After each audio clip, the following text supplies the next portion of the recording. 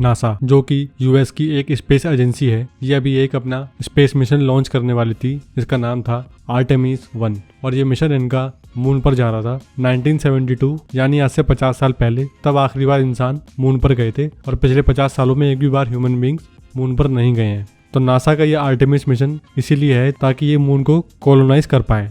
लेकिन इस मिशन में कुछ दिक्कतें आ गई।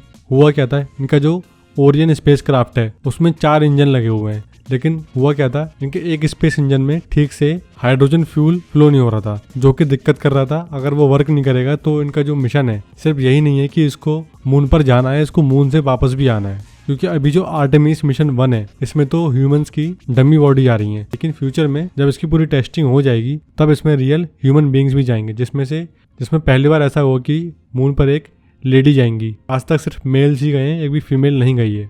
तो जब तक ये प्रॉब्लम सॉल्व नहीं हो जाएगी, जो लिक्विड हाइड्रोजन का फ्लो एक रॉकेट इंजन में नहीं हो रहा है, तब तक ये मिशन नहीं भेजा जाएगा। और नासा का कहना है कि ये नेक्स्ट वीक में सितंबर में फर्स्ट वीक में ये लोग फिर से ट्राई करेंगे अपने मिशन को लॉन्च करने का। आर्टेमिस 1 मिशन ना बहुत इंपॉर्टेंट है क्योंकि अब ह्यूमन बींग सिर्फ मून पर नहीं आ रहे हैं, ये मून को जाकर पूरा कॉलोनाइज करने वाले हैं। इसके बाद में ये मार्स को कॉलोनाइज करेंगे और फ्यूचर में और भी प्लैनेट्स पर जाकर विजिट करेंगे। तो अब बात करते हैं कि जो नासा का मिशन है, ये जो मून पर जा रहा है, अभी तो ये डमी बॉडी लेकर जा रहा है, फिर बाद में जब रियल ह्यूमन बींग जाएंगे तो वहाँ पर वो क्या काम करने वाले हैं, इस मिशन का पर्पस क्या है। पहली बात तो ये है कि आपको पता होगा कि हमारा जो इंडिया का चंद्रयान मिशन है उसने मून पर पानी को ढूंढ लिया था। तो आप ये बताइए, क्या हम मून से पानी को इकट्ठा करके पृथ्वी पर लाने वाले हैं? क्या हमारी पृथ्वी पर पानी नहीं है? ऐसा तो नहीं है ना। तो हम पानी क्यों ढूंढ रहे हैं वहाँ पे? आपको पता होगा पानी बनता कैसे है, वाटर। वो बनता है H2O से, यानी उसमें हाइड्रोजन होती है और उसमें ऑक्सीजन होती है। और रॉकेट में कौन सा फ्यूल यूज़ होता है? रॉकेट में यूज़ होता है हाइड्रोजन फ्यूल और ऑक्सीडाइजर। तो ये हाइड्रोजन और ऑक्सीजन रॉकेट की फ्यूल की तरह काम करेंगे, क्योंकि आपको पता हो जो मून पर ग्रेविटी है ना, वो पृथ्वी की 1/6 है। यानी अगर आपका वेट पृथ्वी पर 30 kg है तो आपका वेट मून पर सिर्फ 5 kg रह जाएगा। यानी कि आप अगर जंप लेते हैं तो आप बहुत हाई जंप ले लेंगे मून पर इन कंपैरिजन टू अर्थ। इसीलिए जैसे पेट्रोल पंप होते हैं ना, कि आप अपनी कार में, अपनी बाइक में पेट्रोल फिल कराने के लिए जाते हैं पेट्रोल पंप पे, क्योंकि आपकी गाड़ी का पेट्रोल खत्म होने वाला है। तो उसी तरीके से जब हम मिशन मार्स पे लॉन्च करेंगे तो ये हमारा मून पर जो बेस बना होगा ना, ये ऐसा पेट्रोल पंप की तरह काम करेगा, क्योंकि हम मून पर हाइड्रोजन फ्यूल बनाएंगे, हम वहाँ से हाइड्रोजन फ्यूल को मार्स पर सप्लाई करते रहेंगे, मतलब वहाँ पर रिफ्यूलिंग का काम करेगा ये। और साथ में नासा बहुत सारे क्यूब सेट यानी कि क्यूबिकल साइज के सैटेलाइट भी लॉन्च करने वाला है मून पर, जो जगह जगह पर मून पर अलग अलग एक्सपेरिमेंट करेंगे। जैसे कि पहला क्या होगा, आपको बताया मैंने कि हमें हाइड्रोजन फ्यूल का सोर्स चाहिए, यानी हमें वाटर चाहिए। दूसरा क्या हुआ, वहाँ पर हम देखेंगे जो एल्गे है और फंगाई है, ये कैसे रिएक्ट करते हैं, कैसे ये स्मॉल ऑर्गेनिज्म मून पर रिएक्ट करते हैं, कैसे क्या ये लोग ग्रो कर पाते हैं या नहीं, और वहाँ पर रेडिएशन का इन पर क्या इम्पैक्ट पड़ता है, और इनके अगर म्यूटेशन होता है इनके जीन्स में तो क्या होता है, जिससे कि हम कल को रहने वाले हैं अगर मून पर तो हम कैसे रहेंगे, पूरा हमें समझ में आना चाहिए। और ये तो मैंने आपको बता दिया कि हम फ्यूचर में डीप स्पेस मिशन लॉन्च करने वाले हैं मार्स पर, जुपिटर पर, सैटर्न पर। तो मून हमारे लिए एक पेट्रोल पंप का काम करेगा। हम मून पर हाइड्रोजन फ्यूल बनाएंगे टेक्नोलॉजी से और वहाँ से हम सप्लाई करेंगे फर्दर मिशंस के लिए। और ये जो आर्टेमिस मिशन है ना, इसका जो रॉकेट है वो 98 मीटर लंबा है, यानी कि कुतुब मीनार है उसकी हाइट है 73 मीटर। और अभी जो नोएडा में ट्विन टावर गिराया गया ना, तो उसकी बिल्डिंग की हाइट थी 102 मीटर, यानी थोड़ा सा ही छोटा है, कुछ 4 मीटर छोटा है ये रॉकेट। तो आपको समझ जाइए इस रॉकेट कितना जाइंट है।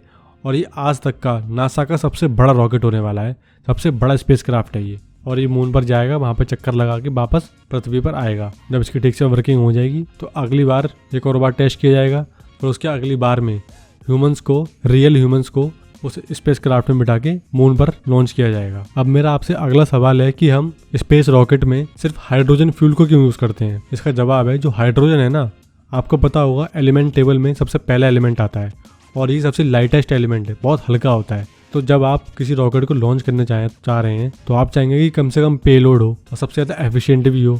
तो हाइड्रोजन एक आइडियल सोर्स बन जाता है, क्योंकि एक तो ये बहुत हल्का रहता है और बहुत ज़्यादा क्वांटिटी में भी आ जाता है और ज़्यादा वेट भी नहीं होता है और बहुत ज़्यादा एफिशिएंट भी होता है। जब इसको आप ऑक्सीजन में, यानी कि इसको जब आप ऑक्सीडाइजर के साथ जलाएंगे तो बहुत एफिशिएंट काम करता है, बहुत अच्छी कंबशन प्रोसेस होती है। इसीलिए ये एक परफेक्ट फ्यूल है। आपको पता होगा जो क्रायोजेनिक इंजन है उसके अंदर में लिक्विड ऑक्सीजन होती है और लिक्विड हाइड्रोजन होती है। आर्टेमिस मिशन का रॉकेट है ओरियन, उसके अंदर भी लिक्विड हाइड्रोजन है। तो उसी में इशू आ रहा था कि एक इंजन के अंदर ये ठीक से सप्लाई नहीं हो पा रही है, तो एक इंजन ठीक से वर्क नहीं करेगा। अगर चारों इंजन ठीक से वर्क नहीं करेंगे तो ये मिशन फेल हो जाएगा। तो अगला सवाल हमारा ये है कि पिछले 50 सालों में क्यों भी किसी भी कंट्री ने मून पर एक भी इंसान को नहीं भेजा? क्योंकि कोल्ड वॉर के टाइम पे 1960s में, जो कि यूएसए और यूएसएसआर में चल रहा था, जो उस टाइम का यूएसएसआर था वो आज का रशिया है। तो यानी कि रशिया और यूएसए में उस टाइम पर कोल्ड वॉर चल रहा था। वर्ल्ड वॉर 2 1945 में ख़त्म हुआ था। उसके बाद में सिर्फ 2 ही सुपर पावर बची थी दुनिया में, एक थी रशिया और यूएसए के पास अंधा पैसा था, अंधा पैसा। क्योंकि पूरी दुनिया में वर्ल्ड वॉर हुआ था, तो यूरोप की जितनी भी कंट्री थी, यूके, जर्मनी, फ्रांस, इस सब का पैसा एकदम बर्बाद सा हो चुका था वॉर में, एकदम ख़त्म से हो गए थे। तो यूएसए और रशिया एकदम सुपर पावर की तरह बनकर निकले थे। तो इन दोनों में कंपटीशन चल रहा था कि कौन दुनिया की सुपर पावर अकेला बन के निकलेगा, कौन दूसरे से आगे निकल जाएगा। तो इसीलिए इतना ज़्यादा पैसा खर्च किया जा रहा था। उस टाइम पर करीब यूएसए ने $20 बिलियन सिर्फ अपोलो मिशन पे खर्च किए थे, जो अपोलो मिशन 1972 में मून पर गया था। तो वो 20 बिलियन डॉलर 1970 के आज की डेट में 133 बिलियन डॉलर बन जाते हैं 2022 में। तो सोचिए आप, इतना ज़्यादा पैसा खर्च किया गया था। तो उस टाइम तो कंपटीशन करना था सोवियत यूनियन से, यानी यूएसएसआर से, इसीलिए इतना पैसा खर्च किया गया। लेकिन बाद में जब 1991 में सोवियत यूनियन का डिसइंटीग्रेशन हो गया था, जिसमें से ये कंट्री निकले पोलैंड, यूक्रेन, हंगरी, तो उसके बाद में यूएसए अकेला सुपर पावर बन चुका था। तो एक रीज़न ये है कि इसके बाद में यूएसए को खुद को प्रूव करने की इतनी ज़रूरत नहीं पड़ी। और दूसरा, आपको बताया मैंने कि कितना ज़्यादा ये एक्सपेंसिव मिशन है।